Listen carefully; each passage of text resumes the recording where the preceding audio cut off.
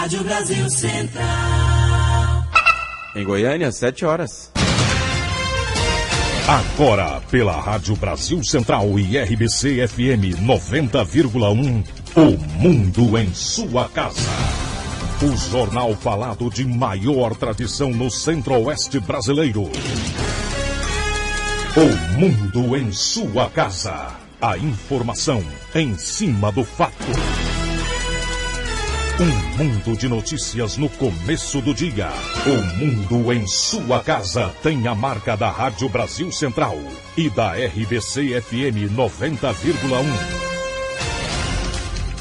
Hoje é terça-feira, dia 6 de novembro de 2012. Bom dia, você ouvinte. Bom dia, Gil Bonfim. Bom dia, Karine Pinheiro. Bom dia, você que ouve o Mundo em sua casa. O Mundo em sua casa. Confira agora os destaques de hoje. Vídeo flagra motorista recolhendo latas de cerveja após acidente. Polícia Civil apresenta contraproposta ao governo. Valério não precisa de proteção, diz Procurador-Geral da República. Irmã do atacante Hulk é sequestrada em Campina Grande. Rodada de final de semana derruba 2 técnicos. Goiás pode carimbar hoje passaporte para a Série A. Esses e outros assuntos a partir de agora aqui no Mundo em sua casa. Agora são 7h02. O Mundo em sua casa. Tempo e temperatura.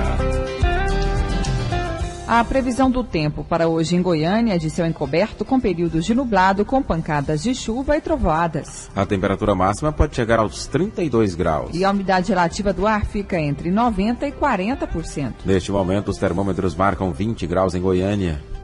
O Mundo em sua casa.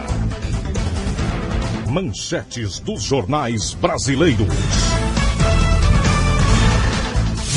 O Globo, curto-circuito, pressão estatal ameaça investimento em energia.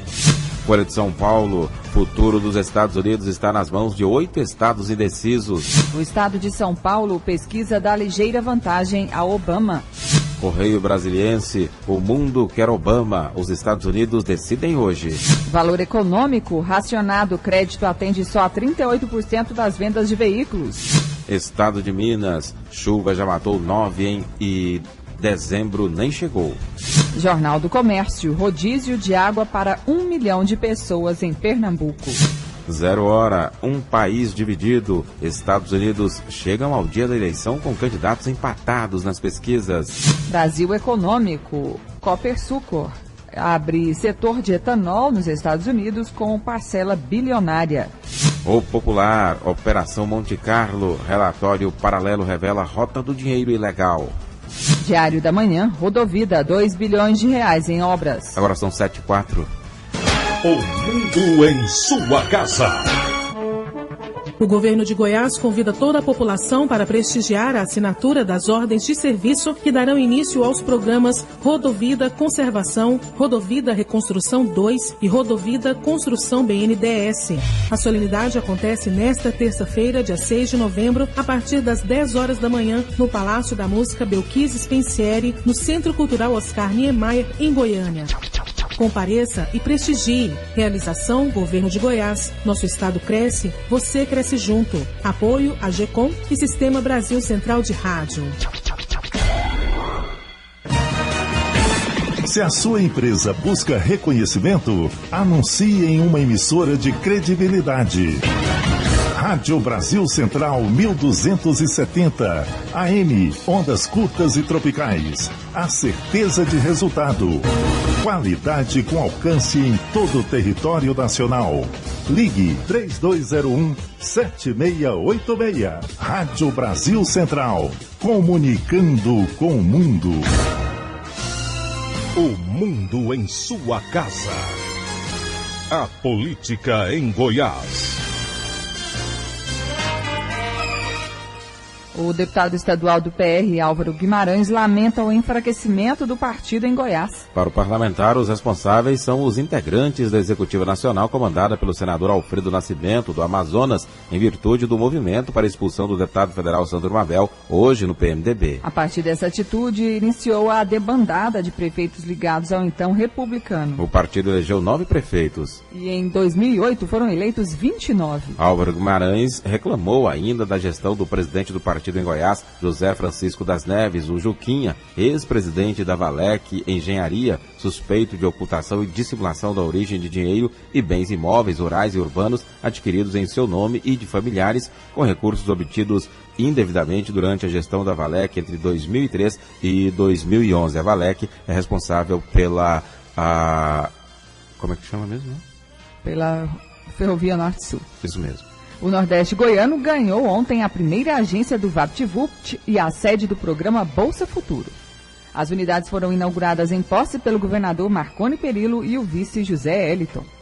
Governador Marconi Perillo e o vice José Eliton inauguram em posse no Nordeste Goiano mais uma unidade do VaptVupt do estado. Esta agência é a 30ª de 40 a serem instaladas nas cidades com mais de 30 mil habitantes. Em discurso na sua cidade natal, nesta segunda-feira, José Eliton enalteceu as realizações de Marconi no município. Eu enxergo aqui, senhor governador, na frente deste VaptVupt que nós estamos inaugurando, tem uma rua que está asfaltada. Essa rua aqui era de calçamento paralelepípedo. No seu segundo governo, o senhor asfaltou essa rua. Há pouco mais de 1 mês e meio, 2 meses, essa rua estava completamente esburacada. Novamente, o senhor arrumou essa rua de posse e mais outros 300 mil metros quadrados de asfalto foram trazidos pelo senhor.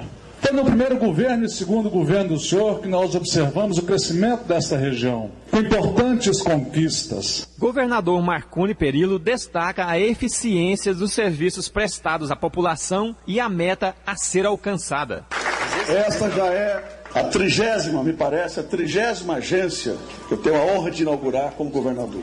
Em 1999, nós não tínhamos esse tipo de benefício aqui em Goiás. E eu fui buscar o exemplo de São Paulo e da Bahia e criei aqui o VaptVupt. Aliás, quem escolheu esse nome VaptVupt fui eu, porque eu gostava muito de assistir ao Chico Anísio, a escolinha do professor Raimundo, e eu achei que como os serviços aqui são rápidos, são eficientes, esse era o nome que melhor coadunaria com os serviços que são prestados. Então, de lá para cá, nós já temos vários em Goiânia, nos melhores shoppings de Goiânia, e eu tenho uma meta, juntamente com a nossa equipe de governo, de levar o VaptVupt a todas as 40 maiores cidades de Goiás. Nós já estamos em mais de 20 hoje, Vilma. Mas vamos chegar a 23. Faltam 17 para chegarmos a todos os 40 maiores municípios goianos com esse benefício. E depois nós vamos levar os chamados condomínios VaptVupts às demais cidades. O governador e vice entregaram também o polo de treinamento do programa Bolsa Família. O secretário de Ciência e Tecnologia, Mauro Fayad, fala do projeto que vai qualificar 500 mil goianos. O governador Marconi Perillo, mais uma vez, sai na frente. Eu ando falando que é o maior programa de qualificação profissional do país.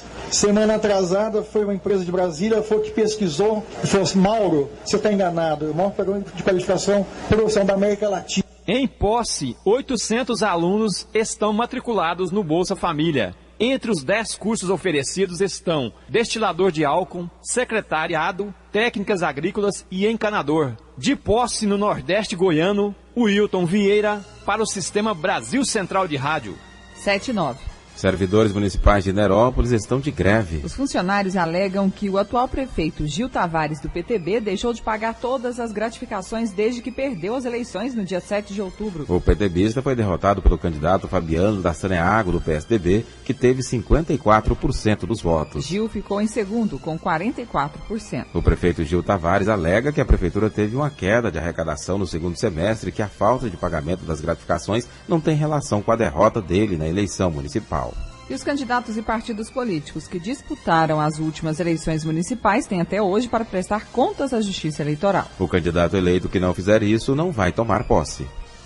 O Tribunal Regional Eleitoral de Goiás estima que 20.500 candidatos que disputaram os cargos de prefeito e vereador nas últimas eleições municipais realizem a entrega das prestações de contas finais presencialmente num dos 130 cartórios eleitorais do estado ou mesmo via internet, através do sistema de prestação de contas eleitorais, que ontem à tarde já estava congestionado. O prazo terminará nesta terça-feira, às 7 horas da noite, segundo o coordenador da Escola Judiciária do TRE, Leonardo Hernandes. A regra vale para candidatos eleitos, derrotados, renunciados ou até mesmo falecidos. Todos os candidatos, inclusive aqueles que tenham sido renunciados, desistido da candidatura, até mesmo os que faleceram, todos têm que prestar contas. Na hipótese dos que faleceram, os herdeiros têm que prestar as contas de campanha até o dia 6 de novembro. Aquele que ganhou, que perdeu, sabe disso? Muitas vezes o candidato não sabe, principalmente aquele que perde. Muitas vezes o candidato é derrotado nas eleições, ele descrença da justiça eleitoral e não faz a sua prestação de contas. Ele só lembra disso nas próximas eleições. É importante frisar que o candidato que não fazer a sua prestação de contas não poderá ser candidato em 2014 e 2016. O prejuízo é maior para quem venceu as eleições, porque para quem perdeu e não queira ser mais candidato, ele não está nem aí. Isso, ele não está nem aí. Agora, quem venceu as eleições, além de ficar impedido de ser candidato em 2014 e 2016, ele fica impedido de ser diplomado,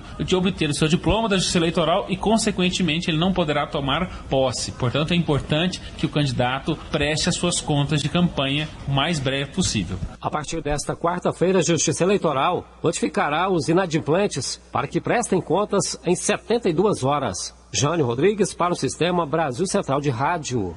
Agora são 7h12. A Assembleia Legislativa tenta acelerar votação de matérias do Executivo. Por solicitação da liderança do governo, a Assembleia Legislativa tenta retomar a votação de matérias no dia de hoje, se possível, acelerar suas tramitações. Algumas delas já concluíram a tramitação, constam da pauta de votação. Outras ainda se encontram nas comissões. 14 projetos da governadoria lidos em plenário começam a tramitar, e dentre eles, o que institui o modelo de gestão para resultados no âmbito do Poder Executivo. Uma matéria causa polêmica, é a proposta de emenda constitucional que trata de punições a policiais militares, eliminando a atuação da corregedoria. O presidente da Comissão de Segurança Pública, deputado Major Araújo do PRB, é contra e justifica por quê. Veja bem, os militares hoje eles sofrem muito com arbitrariedades que são praticadas nos quartéis. Os comandantes eles têm muito poder na mão e querem aumentar esse poder, especificamente o comandante-geral.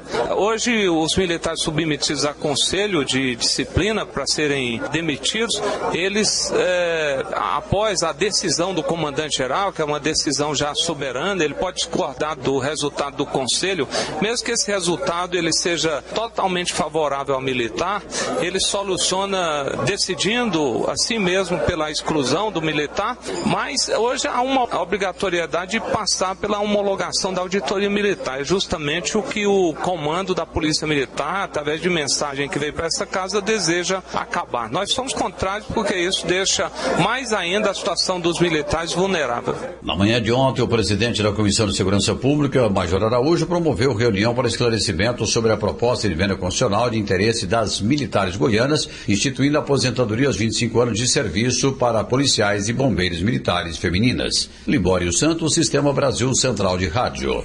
7h13. O mundo em sua casa. Oi, amigo, tudo bem com você? Tudo bem sim, e você? Tô muito feliz, comprei um carrinho novo, você quer ver? Uau, quero! Onde a gente se encontra? Na porta da escola? Pode ser. Depois da aula? Pode ser. Se quiser eu te empresto, você vai adorar. Legal! Não conta pra sua mãe, tá? Pode deixar, até lá. Você sabe com quem seu filho conversa pela internet? Nem ele. Denuncie. Disque 100, Ministério Público de Goiás. O mundo em sua casa. Política Nacional. O Procurador-Geral da República, Roberto Gurgel, afirmou ontem em Aracaju que Marcos Valério, apontado como operador do esquema do Mensalão, não corre risco iminente e, por isso, não precisa ser incluído imediatamente no programa de proteção às testemunhas. Gurgel disse apoiar essa conclusão em informação que recebeu da própria defesa de Valério, condenado a 40 anos de prisão pelo Supremo Tribunal Federal. De acordo com o Procurador-Geral da República, o advogado Marcelo Leonardo afirmou que Valério teria de receber segurança do Estado somente na hipótese de fazer novas revelações sobre o esquema do Mensalão.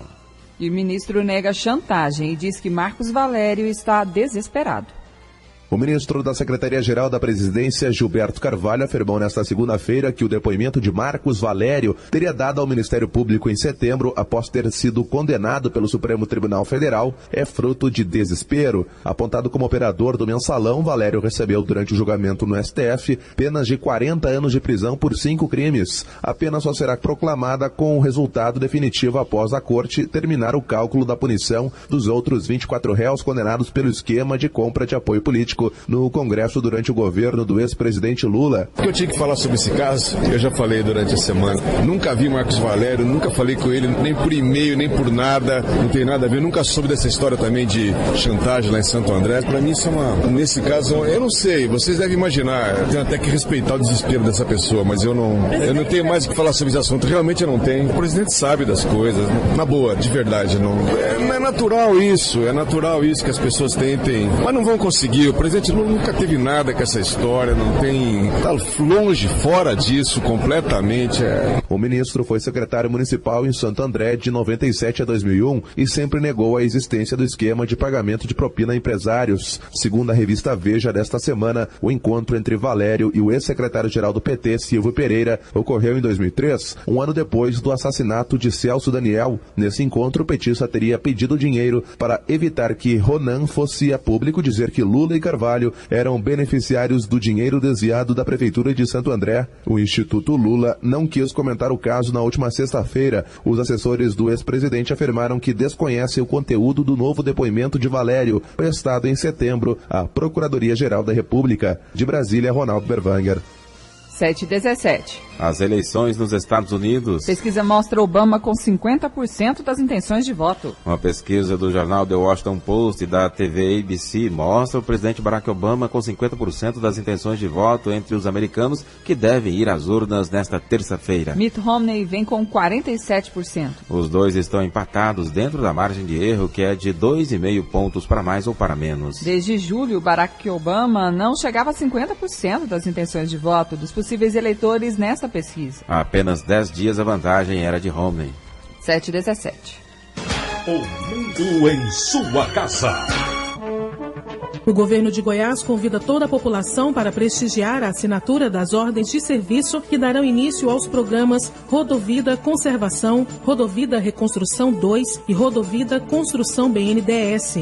A solenidade acontece nesta terça-feira, dia 6 de novembro, a partir das 10 horas da manhã, no Palácio da Música Belkis Spensieri, no Centro Cultural Oscar Niemeyer, em Goiânia. Compareça e prestigie. Realização Governo de Goiás. Nosso estado cresce, você cresce junto. Apoio a GECOM e Sistema Brasil Central de Rádio. Eu tinha uma dívida para pagar e resolvi fazer um acordo. Eu não estava com muita esperança de receber, não, mas eu tentei. Poder pagar o que eu devia, para mim, foi uma vitória. Não, da minha parte, eu só tenho que comemorar. Eu recebi o que me deviam e sem despesa nenhuma. Não importa de que lado você esteja, um acordo justo é um acordo bom para todos. Semana Nacional da Conciliação, de 7 a 14 de novembro. Informe-se. Quem concilia sempre sai ganhando. CNJ, Poder Judiciário. O mundo em sua casa. Um mundo de notícias no começo do dia.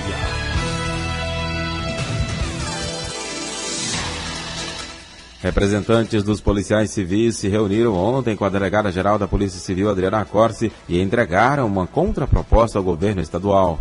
Os servidores que estão em greve pedem reajuste salarial, mas informaram que vão abrir mão da criação de uma classe especial para a categoria. Além disso, segundo o presidente da União Goiana dos Policiais Civis, Ademar Luiz de Oliveira, mesmo durante a paralisação, agentes da Delegacia de Investigações Criminais serão liberados para atuar em operações contra os arrastões registrados em bares e restaurantes de Goiânia. Policiais da inteligência da Polícia Civil também serão liberados para auxílio nas ações da Secretaria de Segurança Pública. 3 moradores de rua são mortos em Goiânia. A primeira morte a facadas foi registrada na Praça do Trabalhador, no centro da capital. Posteriormente, um segundo morador de rua foi morto a pauladas na Praça Cívica, também no centro. E a última vítima foi executada a tiros na Praça do Racha, no setor Coimbra. Apesar de ainda não ter identificado nenhuma das vítimas, os indícios, segundo a titular da Delegacia Estadual de Homicídios, delegada Adriana Ribeiro, são de que os 3 crimes foram motivados pelo uso e tráfico de drogas. A motivação geralmente são o quê? Discussões entre os usuários na hora que eles vão dividir lá a pedra para fumar, ou os traficantes que passam e executam aqueles que estão devendo, e devendo pouco, 5, 10, 15 reais. Nós estamos aí fazendo investigações no sentido de apurar as autorias. Nós temos aí uma história de que um policial estaria envolvido na morte dessas pessoas. Nós esperamos o andamento das investigações o mais rápido possível para a gente chegar e localizar quem realmente é o autor desses homicídios. As brechas na lei para acusados de assassinato, ainda de acordo com a delegada, muito colaboram para o alto índice de homicídios registrados em Goiânia. O que nós estamos querendo mesmo é a prisão e que essa pessoa permaneça presa e que o autor do homicídio fique preso. O que está acontecendo muito é que o autor está sendo preso, passa 2, 3 meses, ele é solto e retorna à rua, onde continua praticando os crimes. Então nós precisamos de maior rigidez nas decisões e que elas não concedam a liberdade para responder o processo em liberdade, porque colocando ele na rua ele vai voltar a matar, como está acontecendo. Além dos 3 moradores de rua, outras 6 pessoas também foram assassinadas em Goiânia no período de 24 horas entre domingo e segunda-feira. Aulus Rincon para o Sistema Brasil Central de Rádio. Agora são 7h22. Imagens feitas por um cinegrafista amador no dia de finados flagraram um motorista recolhendo latinhas de cerveja às margens da GO 080, na Vila São Judas Tadeu, no perímetro urbano de Goiânia, após um acidente. De acordo com a polícia, ele estava sob efeito de álcool e conduzia uma caminhonete que capotou várias vezes. O veículo ainda bateu em outro carro. Com o impacto das colisões, latinhas e garrafas de cerveja ficaram espalhadas pela pista. Mais de 100 mil pessoas foram abordadas em Aparecida de Goiânia durante ações da Polícia Militar. Em 10 meses, a Polícia Militar já ultrapassou a marca de 100 mil pessoas abordadas durante patrulhamento convencional e as operações deflagradas contra o tráfico de drogas, apreensão de armas, recaptura de foragidos da Justiça e repreensão à prática de crimes. Coronel Silvio Benedito, do 2º Comando Regional da Polícia Militar, destaca o trabalho da corporação. Nós avaliamos como muito positivo esse trabalho. A Polícia Militar está nas ruas, fazendo seu trabalho constitucional, que é de prevenção e repressão à criminalidade. Então nós realmente estamos confiantes nesse trabalho, porque com certeza nós estamos exercendo bem e logrando isso com esse trabalho. O coronel ressalta que o trabalho continua e a missão da Polícia Militar é levar segurança e tranquilidade para toda a população. Aparecida, por muitos anos, ela figurou como a cidade mais violenta do estado. Recentemente, um instituto do Sangari, que pesquisa a violência no país todo, já colocou a Aparecida, não está mais nem entre as 15 mais violentas do estado. Hoje ela é a 17ª. Então, com certeza, a comunidade já sente essa diferença e também essa sensação de ver os policiais na rua, com certeza cria uma maior sensação de segurança. Para reduzir os crimes, a polícia realiza também um trabalho de fiscalização de carros e motos. Nos primeiros 10 meses deste ano, foram vistoriados 16.680 carros e mais de 45 mil motocicletas, o que contribuiu para a recuperação de 1.154 veículos roubados ou furtados e a recaptura de 142 foragidos da Justiça. Débora Orcida para o Sistema Brasil Central de Rádio. 7h24. Força conjunta é montada para combater a criminalidade na região do entorno de Brasília. A Operação Martelo e Bigorna tem como objetivo cumprir mandados de prisão. A operação batizada de Martelo e Bigorna acontece às margens da BR-140 e DF-290, nos municípios de Lusiânia, Valparaíso, Cidade Ocidental e Novo Gama. É uma ação integrada do Ministério da Justiça, Secretarias de Segurança Pública de Goiás e Distrito Federal. Durante a operação, todos os veículos são abordados com o objetivo de encontrar armas, drogas, capturar foragidos e cumprir mandados de prisão. O gestor do Gabinete de Segurança da região do entorno, IDF, Coronel Divino Efigênio, faz um balanço da operação. Nós não tivemos nenhum homicídio no entorno de quinta-feira para cá. Tivemos pontos flagrantes por porte ilegal de arma e foi cumprir 2 mandados, já recapturados 2 foragidos da Justiça. A ação é preventiva e tem como objetivo combater o tráfico de drogas e armas. 150 homens, entre Força Nacional, policiais civis e militares e técnicos científicos, participam da operação com bloqueios também dentro das cidades. O trabalho tem data prevista para acabar em 1º de dezembro, mas já está em avaliação a possibilidade de se tornar um trabalho permanente naquela região. Ela vai ser executada todas quintas, sextas e sábados dentro do perímetro urbano do estado de Goiás, nos peritos dessas respectivas cidades que margeiam tanto a BR-040 com a UDF 290. O gestor de gabinete de segurança da região do entorno e Distrito Federal ressalta ainda que a eficiência das operações para combater o tráfico de armas tem como consequência a redução dos homicídios. Yara Galvão para o Sistema Brasil Central de Rádio. 7h26. Trecho da Rua 88, que dá acesso ao estádio Serra Dourada, deve ser liberado hoje. A forte chuva do final de semana sobrecarregou a rede de drenagem, que não resistiu ao fluxo de água. E o processo erosivo formou um buraco de 6 metros de comprimento, 3 metros de largura e 4 de profundidade. O diretor de operações da Agência Municipal de Obras, Gustavo Zanellati, fala dos trabalhos no local e da previsão de liberação da pista. Olha, a previsão é que ontem nós fizemos a recuperação da parte da erosão e dos tubos que foram rompidos, né? E hoje, após o período de fluxo mais pesado de veículos, nós vamos estar fechando de novo a pista, esse trecho da 88, para poder fazer a recuperação da parte da camada asfáltica. E a gente espera que até meio-dia já esteja tudo liberado novamente para o trânsito normal. O trecho que está interditado é aquele trecho pequeno da 88, entre a 115 e a Marginal Botafogo. Então é o acesso ali entre a Marginal e a 115. Segundo o diretor, é difícil para a MOB identificar previamente locais onde esse tipo de erosão pode acontecer. O cidadão que identificar buracos nas ruas da cidade pode ligar no telefone 156 da Prefeitura e avisar a AMOB. Riva Cran para o Sistema Brasil Central de Rádio. E a Agência Municipal de Trânsito já liberou a parte da Avenida Perimetral Norte, que ficou interditada nos 2 sentidos, nesta segunda-feira. Cerca de 1.000 litros de ácido nítrico vazaram de um caminhão que seguia de São Paulo para o Jardim Guanabara, aqui em Goiânia, motivando a interdição da via na manhã de ontem entre o posto Gato Preto e o Atacadão. Vigilância Sanitária retira do mercado o agrotóxico utilizado como raticida doméstico. O Aldicarb, agrotóxico utilizado de forma irregular como chumbinho, foi banido do mercado brasileiro pela Anvisa, Agência Nacional de Vigilância Sanitária. O Centro de Informações Toxicológicas de Goiás estima que de 2011 a 2012 foram registrados 285 casos de intoxicação com chumbinho.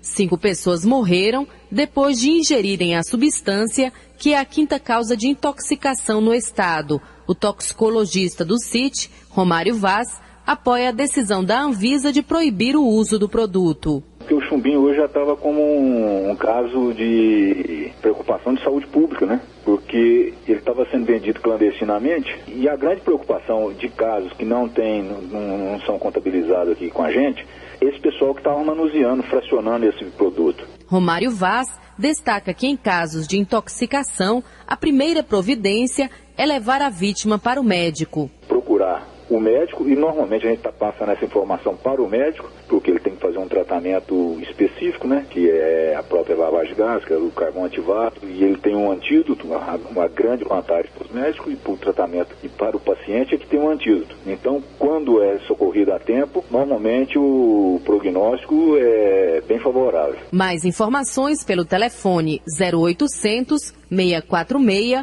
4350. Patrícia Almeida para o Sistema Brasil Central de Rádio. 7h29. Seminário celebra mês da consciência negra. Calunga Grupo de Capoeira Angola promove até o próximo dia 11 a 3ª edição do Seminário IE Viva Zumbi. A abertura foi realizada ontem com a palestra Trajetórias Afro-Goianas, proferida por Alex Hatz, superintendente da Igualdade Racial da Secretaria de Estado de Políticas para Mulheres e Promoção da Igualdade Racial. O superintendente apontou qual é o principal objetivo desse evento. O seminário é do Grupo Capoeira Calunga, é um seminário que eles fazem a cada época que é possível fazer para comemorar o tempo de existência do grupo. e pensar não só a capoeira Angola, que é o estilo do grupo, mas toda a capoeira e todas as culturas negras em Goiás, que é o tema do nosso conversa de hoje, né? Assim tal, né? Alex Hatz também falou sobre a importância de se abordar temas como a igualdade racial no mês da consciência negra. O evento é feito no mês da consciência negra, que coincide no caso da capoeira com 2 datas, porque tem no dia 20 o dia da morte de Zumbi dos Palmares e no dia 13 a data de morte de Mestre Pastinha.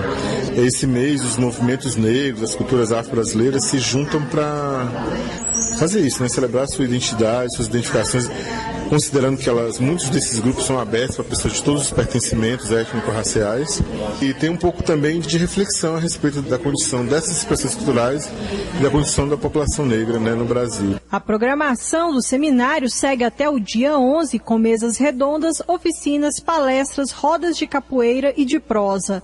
Lorena Borges, para o Sistema Brasil Central de Rádio.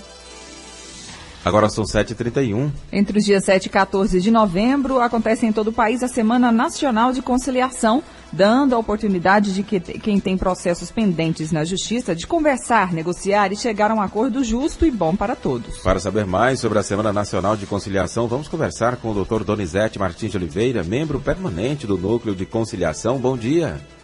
Bom dia, Gil. Bom dia, Karine. Bom dia a todos os ouvintes do mundo em sua casa. O que foi preparado para a Semana Nacional de Conciliação aqui em Goiás? Olha, Karine, nós estamos preparando aí a Semana Nacional de Conciliação. E é bom dizer que quando se diz Semana Nacional de Conciliação é em todo o país, em todo o Brasil. É uma meta do Conselho Nacional de Justiça que a presidência do Tribunal de Justiça de Goiás tem desempenhado todas as ações no sentido de que tenha bastante êxito essa Semana Nacional de Conciliação. De 7 a 14 de novembro, ou portanto a partir de amanhã, às 8 horas, nós vamos ter a abertura oficial lá na Estação Goiânia, próxima à rodoviária. Na Estação Goiânia, Karine e Gil, estarão funcionando as causas cíveis, por exemplo, aí, ação revisional, alguém que tem algum débito com a IPTU, a CELG, Saneago, Executivo Fiscal, então pode procurar a Estação Goiânia, lá vão ter as bancas, vão ser orientados. E no Fórum Fenelon, Teodoro Reis, que é aquele atrás ali do Serra Dourada, nós teremos as causas de família, divórcio, DNA, realização de exame de DNA, o projeto Pai Presente, aquele que apareceu no Fantástico, em que o pai reconhece voluntariamente o filho. Nós vamos ter revisão de pensão alimentícia. Então, esta semana, as providências foram tomadas já há cerca de 3, 4 meses atrás para que tenha êxito total, Karine. Como é feita a conciliação? Olha, Gil, às vezes a pessoa já está demandando 1, 2 anos, aí são colocadas frente a frente, através de um conciliador. Esse conciliador participou de um curso, supervisionado por um juiz. Aí chega a um acordo.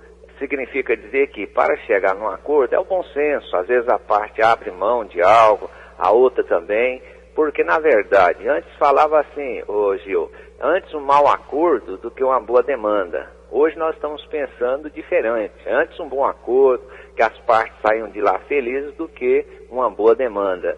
Então, na verdade, as partes são colocadas frente a frente e, mediante esse conciliador, chega a um consenso. Lavra-se o termo, o juiz homologa aquele termo de acordo e vale como sentença entre as partes. Agora, Goiás tem sido referência no país em relação à Semana Nacional de Conciliação e número de casos resolvidos. Qual que é a meta para este ano? Olha, nós tivemos no ano passado cerca de 18.282 acordos e audiências. Aí, para esse ano, para esta semana, nós já estamos agendadas 15.363 audiências. Então, nós estamos querendo ultrapassar o que foi atingido o ano passado. Essa é a meta. Vale dizer, Karina, que às vezes a pessoa ainda não tem um processo, mas tem um débito com a Prefeitura, IPTU, um débito com a Saneago, um débito com a CELG, pode procurar então, lá na Semana Nacional de Conciliação, a banca, ele vai ser orientado. Aí chega lá, faz um acordo, é o chamado acordo pré-processual. Não tinha um processo, mas chegou a uma composição. Então, mesmo quem ainda não tem o processo pode participar da Semana de Conciliação. Exatamente, a pessoa pode procurar as bancas de conciliação, lá vai ter pessoas que vão direcionar, olha, cadê o seu caso? Por exemplo, eu já tenho um processo, e esse processo já vem num curso aí de 2 anos. Eu recebi uma notificação para comparecer perante a banca de conciliação. Lá nessa notificação fala o local, fala o dia, fala a hora, e uma das novidades da banca de conciliação nessa semana de conciliação é que as bancas estarão funcionando também no final de semana, sábado e domingo. O que acontecia nas semanas anteriores? É que às vezes eu não podia deixar o serviço assim num dia útil lá, e então queria ver o meu processo solucionado via conciliação, mas não tinha como ir em razão do trabalho. Então a orientação é de que seja realizado também no sábado e no domingo. Pela primeira vez, então, durante o final de semana, a banca de conciliação estará funcionando.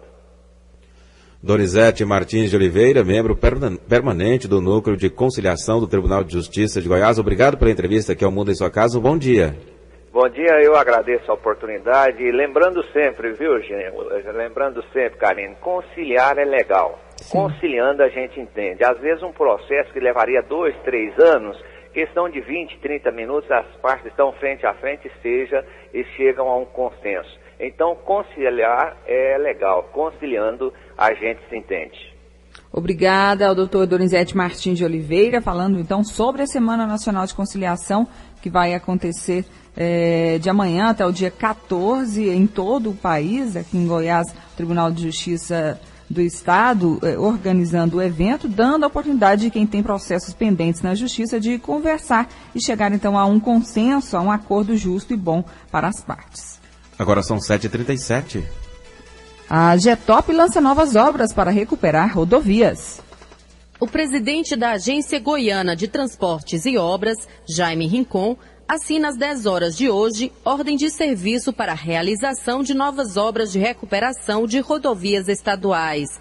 A solenidade acontece no Palácio da Música, do Centro Cultural Oscar Niemeyer. De acordo com Jaime Rincon, as ordens de serviço vão dar início às obras dos programas Rodovida Conservação, Rodovida Reconstrução, Grupo 2 e Rodovida Construção BNDES. O governador Marconi Perillo estará lançando o maior pacote de obras rodoviárias da história de Goiás. O Estado passará por uma verdadeira revolução na sua malha rodoviária, com intervenções profundas. Ele estará autorizando o início das obras do Rodovida Reconstrução 2.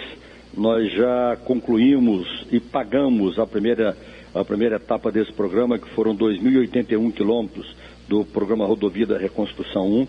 Estará assinando as ordens de serviço para início do programa Rodovida Manutenção.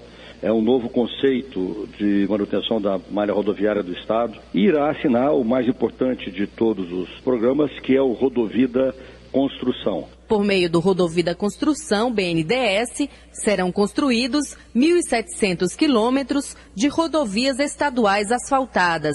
Jaime Rincon informa que o investimento vai ser de R$1,5 bilhão de reais. Ele vai interligar regiões importantes do Estado que foram crescendo ao longo do tempo, principalmente em função da política de atração de empresas que o governador adotou nos seus outros 2 mandatos, para que a gente possa ter condições de continuar dando suporte ao crescimento do Estado, que vem batendo recordes sucessivos aí. O governo do Estado priorizou os trechos que apresentavam piores condições de tráfego.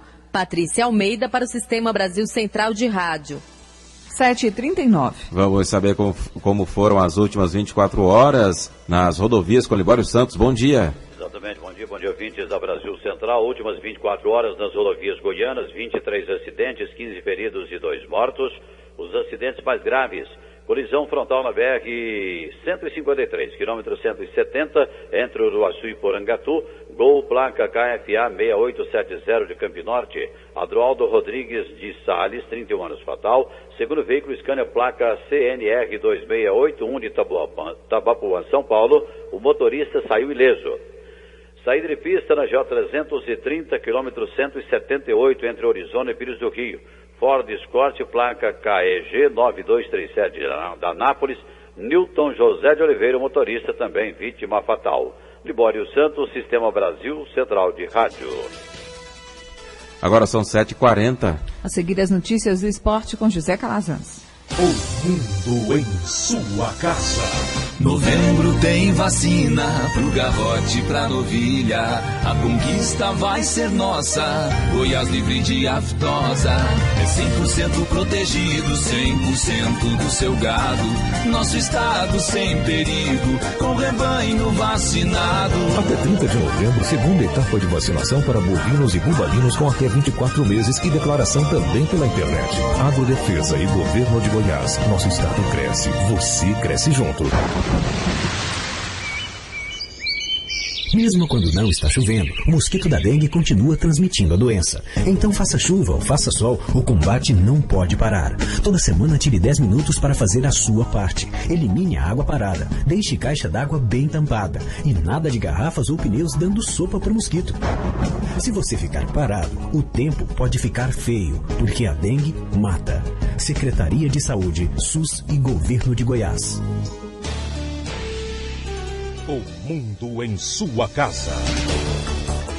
O jornal falado de maior tradição no Centro-Oeste brasileiro.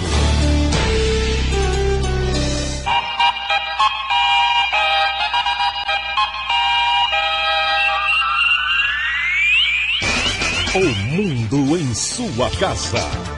Esporte. Bom dia. A GEL cria projeto para turistas que querem conhecer o estádio Serra Dourada.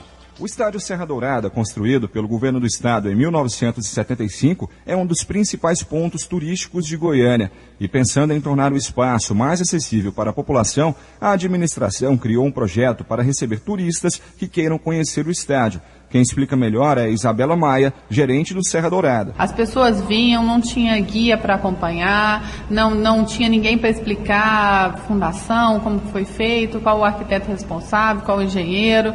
E a gente vê que o interesse é grande, principalmente das escolas fundamentais de Goiânia, escola particular, escola pública, então faz parte da história de Goiás, é um ponto turístico muito bonito. Atualmente, a visitação gira em torno de 8 a 10 caravanas por dia. O público-alvo são turistas, moradores e estudantes de escolas públicas e particulares. Isabela explica que está sendo estudada uma parceria com a Goiás Turismo. A partir do momento que a Goiás Turismo entrar de parceira, aí a gente vai ter estagiários em turismo, nós vamos ter mais um folder de informação, né? Talvez algum souvenir que a gente também está tentando conseguir, né?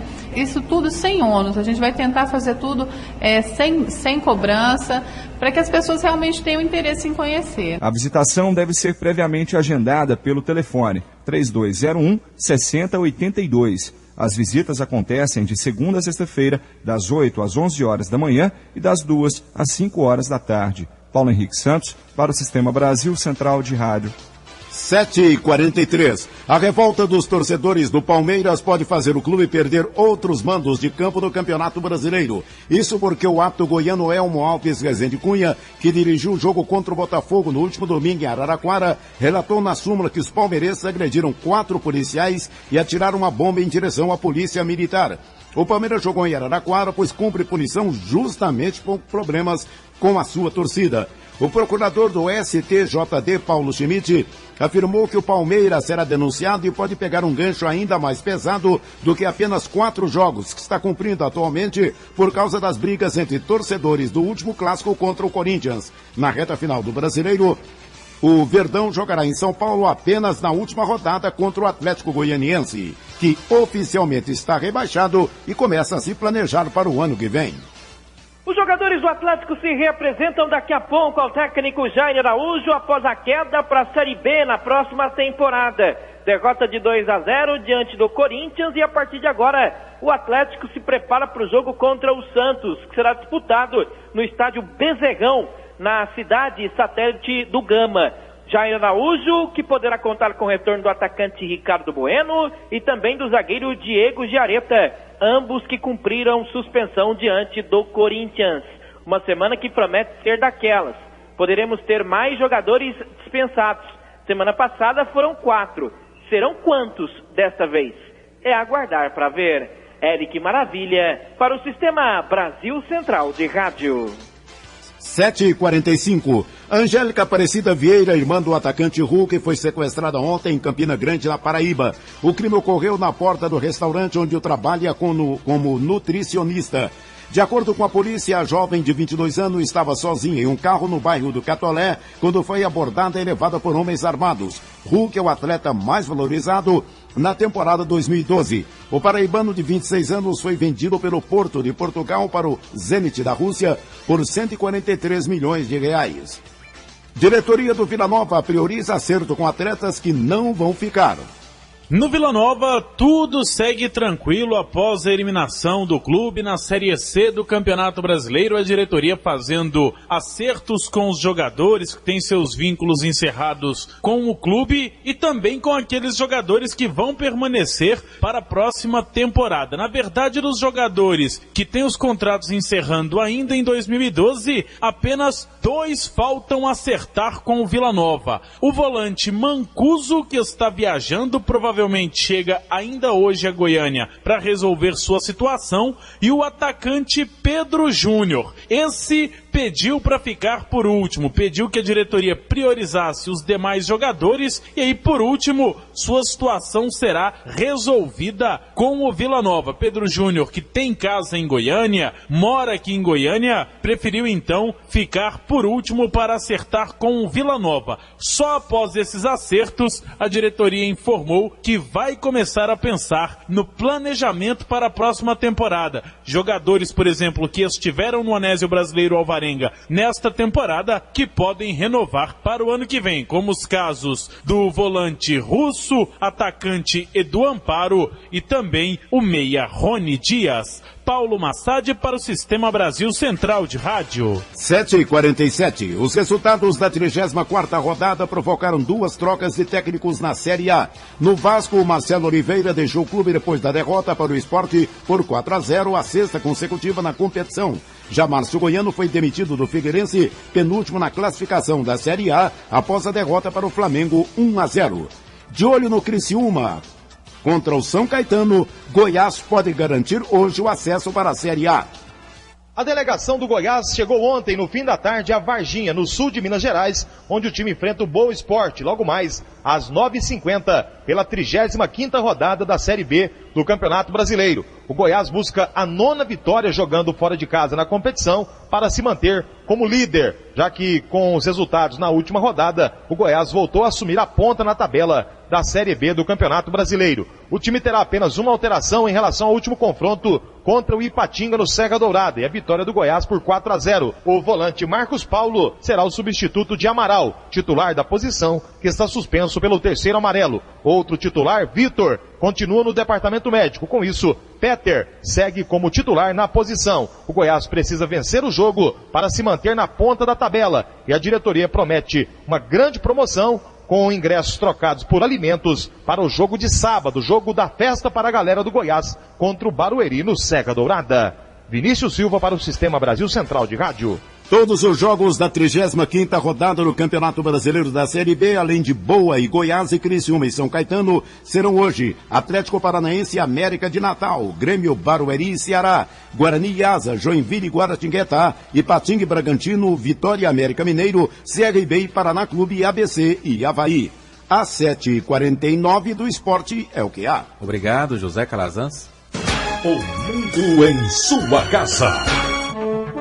O governo de Goiás convida toda a população para prestigiar a assinatura das ordens de serviço que darão início aos programas Rodovida Conservação, Rodovida Reconstrução 2 e Rodovida Construção BNDES. A solenidade acontece nesta terça-feira, dia 6 de novembro, a partir das 10 horas da manhã, no Palácio da Música Belkis Spensieri, no Centro Cultural Oscar Niemeyer, em Goiânia. Compareça e prestigie. Realização Governo de Goiás. Nosso estado cresce, você cresce junto. Apoio a GECOM e Sistema Brasil Central de Rádio. O mundo em sua casa. A informação em cima do fato. Agora são 7h50. A Secretaria de Segurança Pública e Justiça do Estado divulgou nota sobre as medidas adotadas em relação à greve da Polícia Civil e da Polícia Técnico-Científica. Eles que informaram que vão fazer uma nova paralisação de 24 horas. Entre as ações está a manutenção de equipes do Corpo de Bombeiros em alerta para a remoção de corpos para o Instituto Médico Legal. Outra providência é o aumento do número de delegados nas centrais de flagrante. E a Polícia Militar vai intensificar durante a greve da Polícia Civil as ações de segurança. E para saber mais sobre essas ações da PM, vamos conversar agora com o Coronel Márcio Queiroz, comandante do policiamento da capital. Bom dia. Bom dia, Gil. Bom dia, Karine. Bom dia aos ouvintes do Mundo em Sua Casa. Como uma greve como essa afeta todo o trabalho das polícias no combate à criminalidade no Estado? Olha, Karine, primeiramente é porque é o seguinte, existe uma demora já natural em situações normais, quando nós deparamos com uma situação de flagrante, que alguém é preso, mesmo que seja mediante na condição de foragido, mandado de prisão. Porque tem que deslocar até o distrito, até a delegacia de capturas, por sua vez vai ter que passar pelo IML, lá fazer o exame de corpo de delito, ou quando temos alguma substância tóxica lá, né, ou droga qualquer, tem que se fazer a constatação. Isso aí já existe uma demora natural. E agora, com essa situação da greve, a demora é muito maior, tendo em vista que os serviços não estão aí funcionando dentro da normalidade. E aí a viatura fica aí com a pessoa dentro dela, ou andando ali com o objeto, com a droga dentro da viatura para se fazer a constatação, e isso retira a viatura que ela deveria estar lá no bairro, patrulhando ali onde as pessoas estão trabalhando, as residências e etc. Então isso aí cria realmente um vácuo, né, entre a nossa presença ostensiva, preventiva no bairro, nas ruas, e ficamos presos à questão burocrática da consumação do aspecto formal da atuação policial. Como a PM vai atuar, uma vez que após a prisão e o preso sendo levado à delegacia, ele não vai ser autuado, não vai ser feito o registro, o que a PM vai fazer?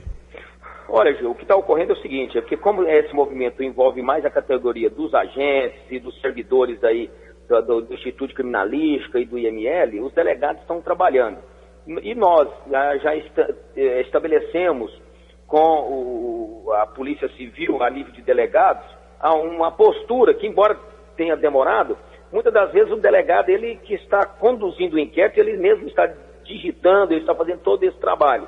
Existe toda uma demora, esse negócio, mas dentro do possível, nós não estamos liberando nenhuma pessoa que é pego em flagrante delito, normalmente nos crimes aí mais de maior violência, né, que é o crime contra a pessoa, ameaça, estupro, os roubos, né, a mão armadas aí às residências, aos veículos.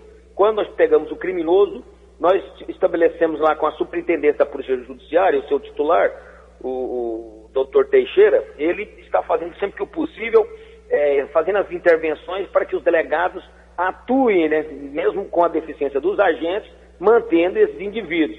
E muitas das vezes mantém ele, porque ele tem um prazo para se fazer no flagrante, ele fica ali recolhido enquanto vai se chegando novos casos, mas nós temos procurado não liberar os criminosos, cuja a transgressão, né, o crime, ele enseja a permanência dele recluso. Agora, nos crimes de menor potencial, que são passíveis de fiança, ou se vai elaborar um TCO, aí realmente é outra dinâmica, em razão das circunstâncias, tem desenvolvido uma sistemática para dar maior fluidez no trabalho principal, que são esses crimes de maior gravidade. Coronel, e o combate aos arrastões, como é que está o trabalho da Polícia Militar? Inclusive, houve a informação de que a polícia identificou os criminosos. Houve a prisão de algum integrante?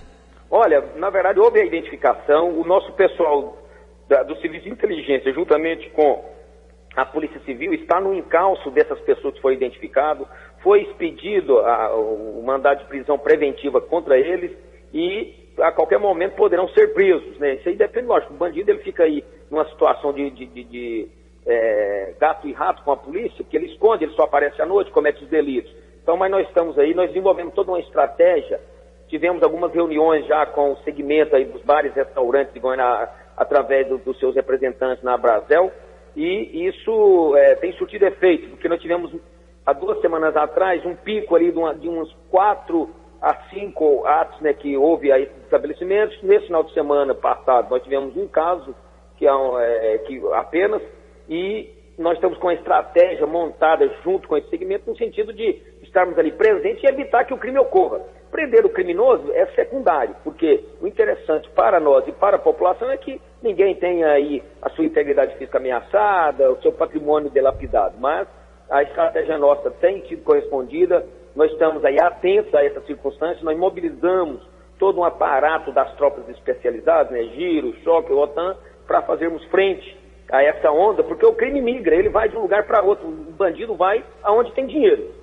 Ele rouba taxista, ele rouba panificador, ele rouba lotérica, supermercado, joalheria e assim por diante.